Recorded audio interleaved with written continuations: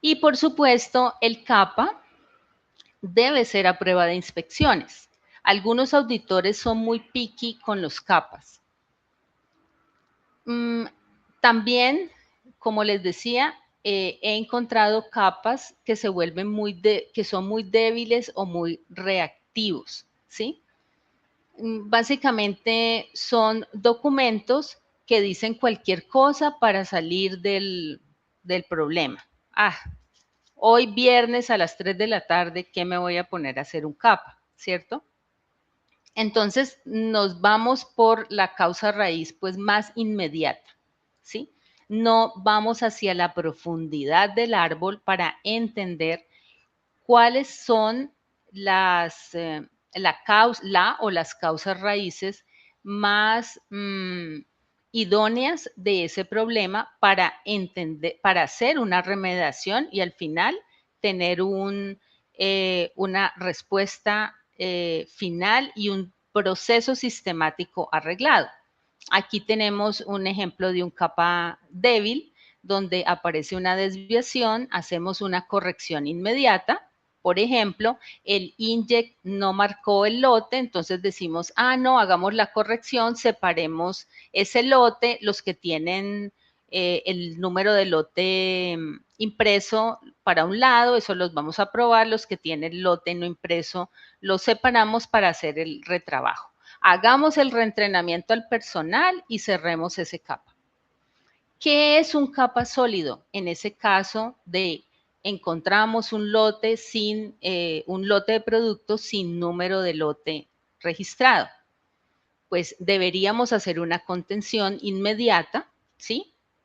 Dentro de las 24 y las 72 horas, evaluar si ese caso se ha podido encontrar o se puede encontrar en otras líneas de producción, empezar a hacer un análisis de causa raíz claro con relación a ese tema. Por ejemplo, el inject o no marcó el número de lote. Puede ser porque la banda transportadora no estaba bien ubicada, puede ser porque el inject está descalibrado, puede ser porque tiene algún tema de mantenimiento preventivo que no se ha hecho. Son múltiples razones o puede ser simplemente porque yo diseñé inadecuadamente esa línea de producción para que el número de lote siempre estuviera registrado. Aquí voy a hacer énfasis en tres conceptos: corrección, acción correctiva y acción preventiva.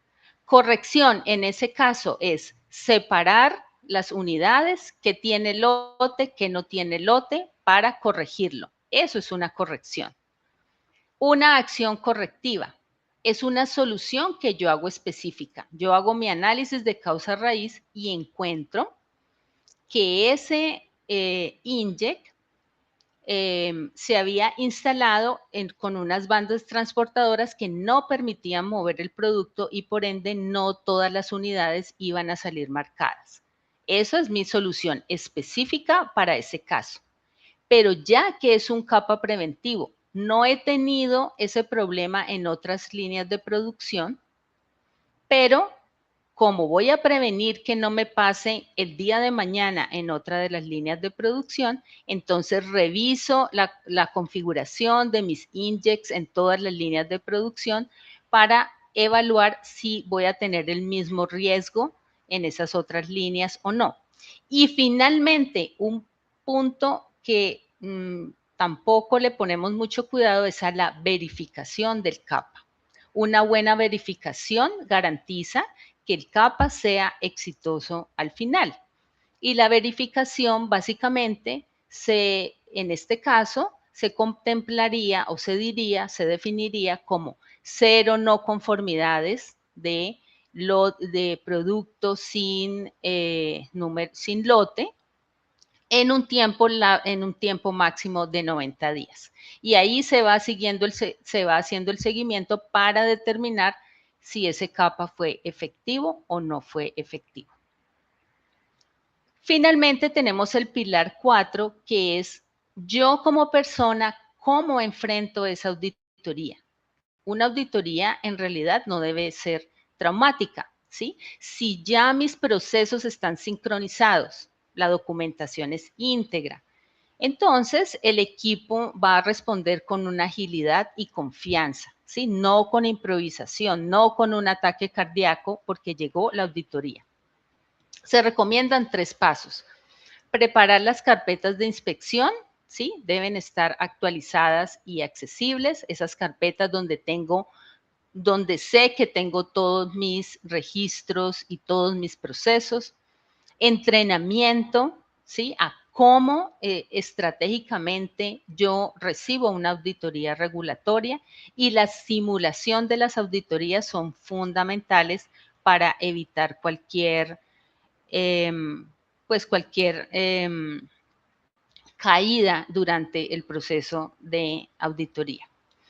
Es decir, que la auditoría se gana antes de que llegue el auditor si tengo madurez en mis desviaciones y en mis no conformidades, tengo mi sistema de gestión de calidad blindado para esto, no ignoro señales de alerta, cualquier hallazgo crítico, cualquier no conformidad, cualquier queja del mercado es una alerta que no debe ser ignorada. Y por último, fundamental, que haya un rigor científico cuando tengo una no conformidad en mis evaluaciones de impacto para determinar si voy a aprobar, rechazar o cuarentenar un lote. Es fundamental ese rigor científico, y esto es algo que los auditores perciben como las abejas cuando buscan la miel. Entonces, básicamente una operación bajo control, pues no le teme a la auditoría, la recibe como una confirmación de su excelencia.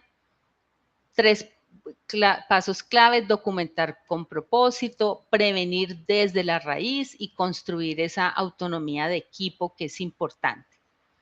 Pregúntense, ¿cuán robusta es su decisión técnica hoy? ¿Por qué? Porque en la medida en que las decisiones técnicas sigan un rigor científico, es muy importante para garantizar que he blindado mi sistema de gestión de calidad frente a auditorías. Identifiquen las brechas como primera medida entre el laboratorio, y la manufactura en una organización. He visto casos en que los formuladores dicen que ese producto para la gripa debe tener color rojo, ¿sí? Y resulta que cuando llega a la manufactura, pues no hay forma de que tenga el color rojo porque la fórmula en ningún momento le pone el color rojo. O peor aún, la fórmula dice que debe agitarse por 30 minutos a 5 revoluciones por minuto. Cuando el producto va a ser fabricado en la planta de manufactura, pues no se miden los RPMs y no se tiene cómo tener el producto 30 minutos en un tanque. La integración técnica es muy importante, cómo se construyen esas matrices de riesgos, ¿sí? Que conectan ese criterio científico con esa realidad operativa, que es muy importante. Y esa autonomía estratégica en el que los grupos, ¿sí? Cómo desarrollamos los equipos en cada compañía para que sean capaces de sostener la independencia en calidad y la visión de negocio, porque no es solamente decir, aprobé, rechacé, paré la línea, sino cómo calidad se vuelve calidad proactiva y tienen una visión de negocio y sostienen el negocio. En resumen, un ecosistema B por P sincronizado tiene una gestión proactiva de riesgos, tiene una documentación bien aplicada, yo le he llamado documentación sensorial, y tiene una gobernanza y una remediación de capa perfectamente alineada.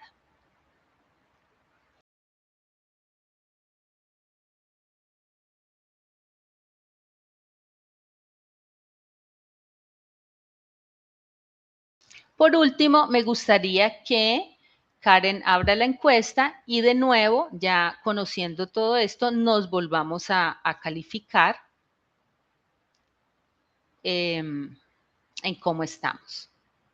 seguimos, los de zona verde seguimos en zona verde, los de zona amarilla seguimos en zona amarilla, o vemos que ya nos podemos ir para la zona verde. Muy bien, zona verde 25, zona amarilla 56, zona verde 14, zona amarilla. Es decir, la mayoría están viendo que tienen brechas con relación a este blindaje estratégico, un 67%. Los que están en zona verde, buenísimo, los felicito, los invito a seguir fortaleciendo su sistema de gestión de calidad. Recuerden el caso de Toyota, en calidad uno nunca se puede confiar. En la medida que llegan nuevos proyectos a la empresa, hay que activar la gestión de riesgos, las FMAs, para que los riesgos o esas brechas que se abren no pasen desapercibidas.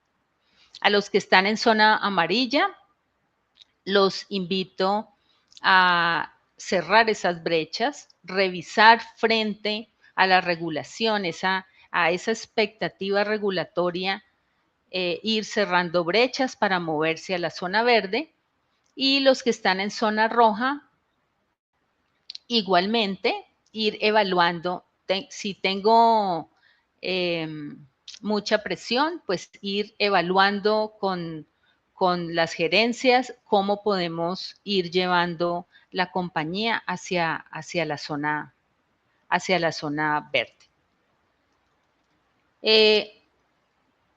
Al final, pues lo que quiero decirles es que si necesitan fortalecer estos planes en su organización, pues QVD está aquí para acompañarlos en su camino. Les agradezco su presencia en este webinar. Estaremos atentos y le doy el paso a Karen. Victoria, tenemos unas preguntitas. Tenemos una de Lisette y ella nos dice esto. En su experiencia, ¿qué opinión le merece un procedimiento que por abarcar múltiples procesos en un solo documento obliga al usuario a hacer una lectura en zigzag? Es decir, empiezas leyendo el paso 8, te envían al paso 44 para validar una aprobación y de una vez aprobado te devuelvan al paso 18 para continuar con la operación. Sí. Lisette, muchas gracias por tu pregunta. En realidad, esto lo veía mucho, hace mucho tiempo, en una compañía que yo trabajé, en una multinacional, y nos vimos obligados a hacerle al usuario incluso instrucciones de trabajo. Cuando la mejor herramienta, cuando tú estás en la operación, son hacer instrucciones de trabajo con fotos, con pasos detallados, porque imagínate tú atendiendo una máquina o haciendo un análisis que se requiere para liberar el producto y haciendo ese zigzag, pues voy a perder tiempo y puedo cometer un error por ir en ese zigzag, en esos números de pasos. Puedo cometer un error y al final tener el producto pues fuera de las especificaciones. Entonces, en resumen, te recomiendo instrucciones de trabajo donde pones los pasos, incluso con fotos, muy gráfico, porque acuérdate que hoy nuestra cabeza está más orientada como a las lecturas rápidas que nos permitan también finalizar nuestros procesos.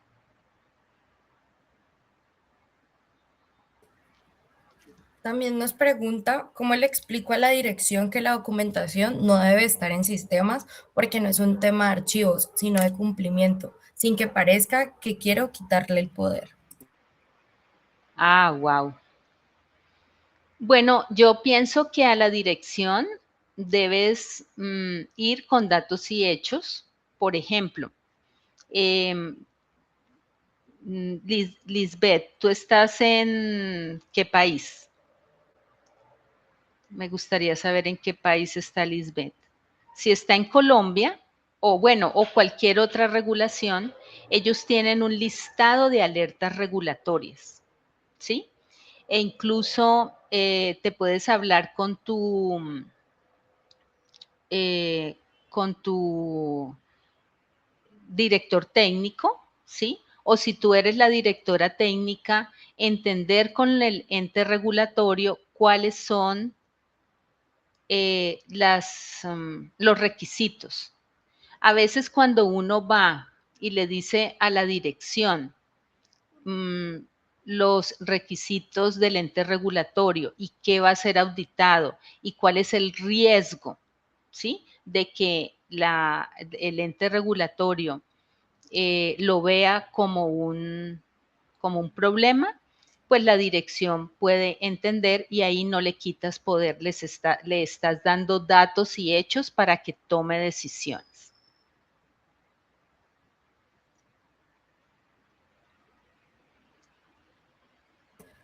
Johnny dice, ¿cuál es la mejor estrategia para poder llevar una trazabilidad de las acciones preventivas y las acciones correctivas en un sistema documental que no es solo suficientemente robusto? Ah, wow. Bueno, si no tienes un sistema robusto, puedes implementar una macrito en Excel, ¿sí? Y donde en Excel puedes poner por hojitas las acciones que están pendientes, puede ser por línea de producción, por área y demás. Y puedes al Excel, pues se le pueden poner como colorcitos donde tú vas indicando cuál es el porcentaje. Si no tienes un sistema, digámoslo, robusto, no tienes un sistema electrónico, ¿sí? Obviamente que si la empresa es muy grande, si es mediana o grande, pues lo ideal es que haya un sistema electrónico que haga esa trazabilidad, pero si no lo tienes y eres de una empresa pequeña, puedes implementar un Excelito con colores, ¿sí? Hacer una una macro para que te vaya sacando colores y ahí puedas ir viendo y enviándole los informes a las personas.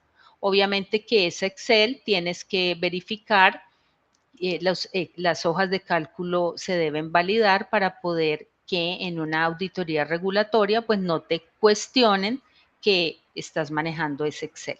Si tienes sistemas electrónicos, pues con mayor razón pues tiene que estar validado.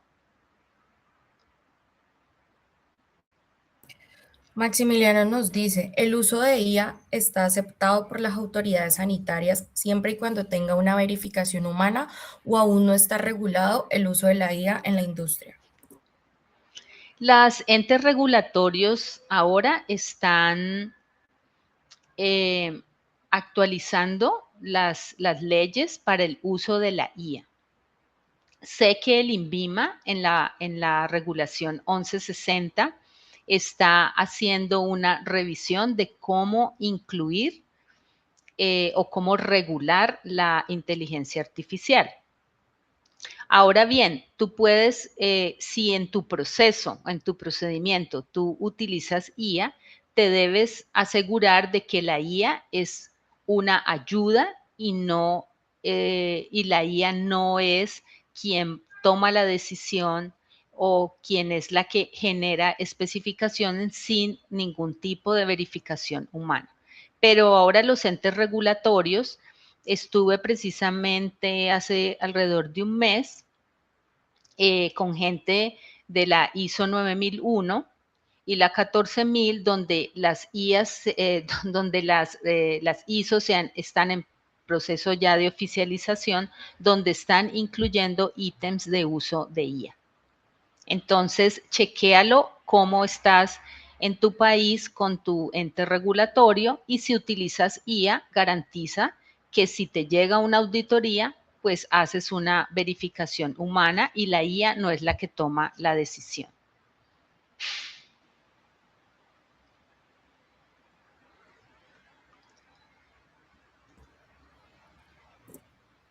tenemos una pregunta más de Jessica. Ujú. Jessica nos dice esto. ¿Cómo se puede regular de que las acciones preventivas y correctivas son eficientes o cómo puedo seleccionar acciones preventivas y correctivas que sean eficientes, ya que muchas veces se presenta la misma no conformidad repetidamente? Repetidamente. Sí, Jessica.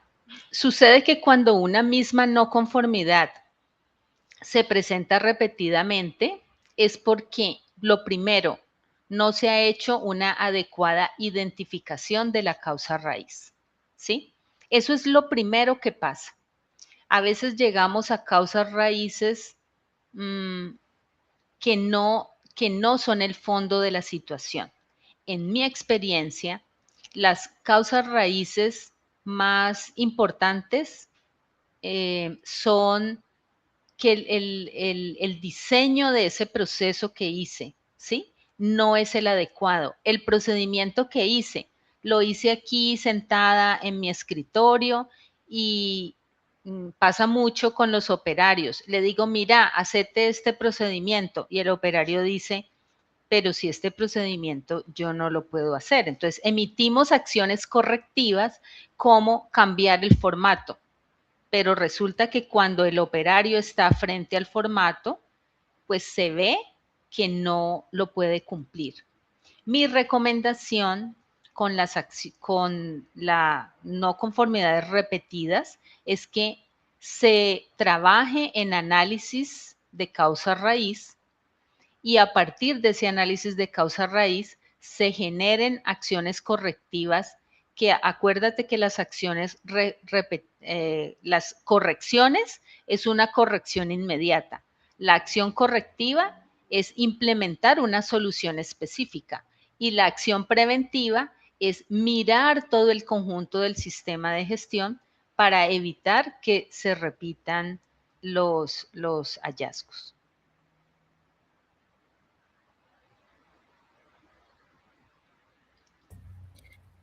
Andrés Felipe nos dice cómo se establece la matriz de riesgo como estrategia para mejorar los procesos identificados de alto riesgo en el proceso de auditoría. Andrés Felipe, las regulaciones ahora, sobre todo en farmacéutica y en productos biológicos, están pidiendo el procedimiento de gestión de riesgo. ¿Cómo se implementa un procedimiento de gestión de riesgo? En general es estableciendo la metodología en el cual haces matrices de riesgo. La más común es la FMA, que es Failure Mode Effect Analysis, ¿sí?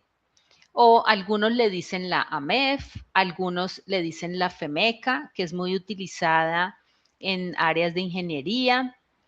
Entonces, para establecer la estrategia, tienes que establecer el proceso de gestión de riesgo. Ese proceso de gestión de riesgo lo tienes que poner en un documento y ese documento y ese proceso de gestión de riesgo, pues lo tienes que desplegar a todo el equipo. Usualmente, como les decía, ahora las compañías utilizan FMAs, ¿sí? O herramientas de gestión de riesgo desde el diseño, ¿sí? Desde cuando estoy diseñando un producto. Estoy diseñando un producto para la tos, por ejemplo. Y en esta máquina lo voy a hacer. ¿Cuál es el riesgo, ¿sí? Incluso el riesgo de cuándo lo voy a hacer, cuándo lo voy a lanzar y demás. Y enfocado en calidad, el riesgo de cuáles son los posibles controles que tengo que hacer para garantizar que el producto salga acorde a lo especificado. Es todo, todo un proceso de riesgo que se tiene que implementar. Si en tu proceso de auditoría ya identificaste procesos de alto riesgo, mi recomendación es que definas el proceso de gestión de riesgos y trabajes esos hallazgos identificados de alto riesgo de acuerdo a tu proceso de gestión de riesgo.